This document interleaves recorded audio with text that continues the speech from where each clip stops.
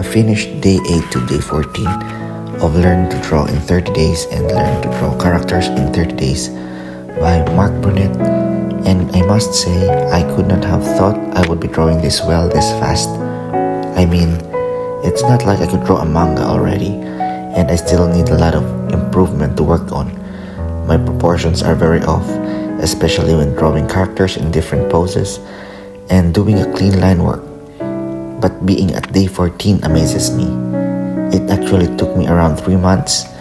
I started drawing at the start of this year on January, and I've reached day 14 around March. I've not been very consistent since I still work and I can only do the exercises 1 to 2 hours a day when I have off from work or when I draw late at night. I do not, however, slack off of drawing.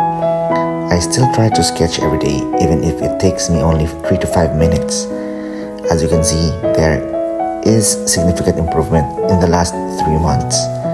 I will still be trying to be more consistent and try to finish the 30-day exercise as soon as possible. For now, enjoy the rest of the video and comment on how I could still improve on my work. Here's a clip of me drawing poses from references, and then Lisana from Fairy Tail and Sanji from One Piece. Thanks for watching.